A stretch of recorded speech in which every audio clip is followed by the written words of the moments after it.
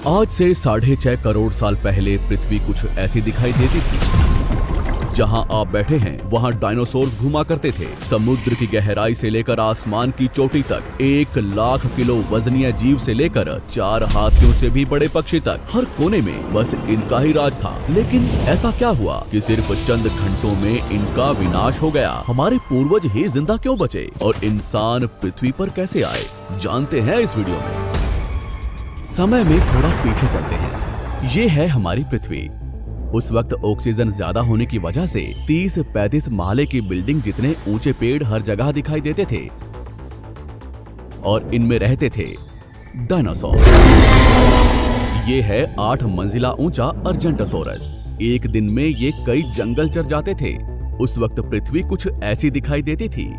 ये है चूने के रेगिस्तान, जहाँ लाखों सालों से बरसात नहीं हुई। यहाँ भी इनका बोलबाला है। ये है हमारा भारत, जो एशिया की तरफ बढ़ रहा था। उस वक्त भारतीय जमीन लावा से भरी रहती थी और यहाँ पाए जाते थे राजासोरस। यहाँ का कुछ अलग ही मंजर है। 7 बस जितने लंबे जीव से लेकर इंसान जितने बड़े केकड़े तक। बाहर आकर देखो तो कई किलोमीटर लंबे अमेरिकी रेगिस्तान में पाए जाते थे टाइटेनोसोरस। 20 हाथियों जितना वजनीय, 8 महले की बिल्डिंग से भी ऊंचे ये जीव आज यहाँ बच्चे पैदा करने इकट्ठा हुए हैं। दुनिया के हर कोने में डायनासोर्स की आवाजें गूंज रही थी, लेकिन इन्हें क्या पता था कि आज इनका अंत होने वाला है।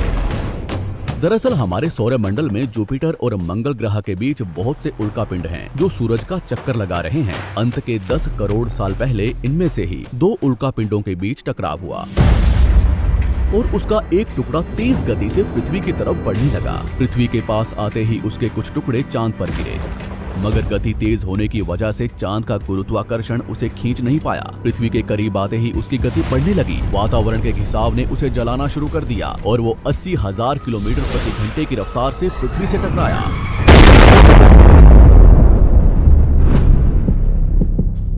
यहाँ रात के 1:30 बज रहे थे। टकराने से 4 मिनट पहले पूरी पृथ्वी पर उजाला हो चुका था। इसकी चमक को देख नजदीकी जानवर अंधे हो चुके थे। गिरने से पहले ही वहां का पानी सूख गया।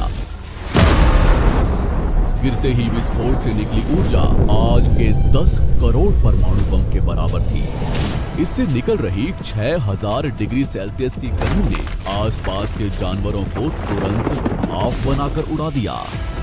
150 किलोमीटर के दायरे की जमीन अंतरिक्ष तक पहुंच गई और अब तक सिर्फ 5 सेकंड ही बीते हैं। इस विस्फोट से जन्मी झटके की लहर 550 किलोमीटर प्रति सेकंड की रफ्तार से आगे बढ़ी। इसने पत्थरों को गोले की रफ्तार से उड़ाना शुरू कर दिया। आसपास की नदियां उल्टी बहने लगी। जंगल के पेड़ नीचे गिरने लगे। पहाड़ों ने दम तोड़ना शुरू कर दिया। इसके कुछ ही सेकंड बाद आई भयंकर गर्मी की लहर ने उड़ रहे पत्थरों को पिघलाकर लावा बना दिया। संपर्क में आने वाला हर एक पानी तुरंत भाप बन रहा था। समुद्र के अंदर उबाल शुरू होने लगा। पलक झपकते ही जंगल सूख रहे थे। जानवरों का शरीर उबल रहा था और अभी तक तो सिर्फ शुरुआत ही हुई है। टकराव से हजारों टन मलबा अंतरिक्ष में पहुंचा था, जो गुरुत्वाकर्षण की वजह से पृथ्वी के चारों तरफ फैलकर पृथ्वी पर गिरने लगा। उसमें भी आग लग रही थी और जहां ये गिर रहे थे वहां कई किलोमीटर तक विनाश हो रहा था। टकराव ने पृथ्वी को अंदर से भी हिला दिया था, जिससे कुछ ही सेकंड में पृथ्वी पर भूकंप आना शुरू हो गया। भूकंप की तीव्रता ज्यादा थी, इसलिए समुद्र का पानी जमीन में बैठे रेत से मिलने लगा, जिससे जीवों को घुटन होने लगी और वहां भी पतन शुरू हो गया। अभी सिर्फ 5 मिनट ही बीते हैं और बाहर जानवरों में भगदड़ मच चुकी है। घटनास्थल पर पैदा हुई गर्म धूल और मिट्टी तेजी से आगे बढ़ रही थी। बादलों में धूल जाने की वजह से इनमें बिजली गिरनी शुरू हो चुकी थी। इस तूफान के बीच आने वाले हजारों टन वजनीय जानवर और पेड़ हवा में उड़ रहे थे।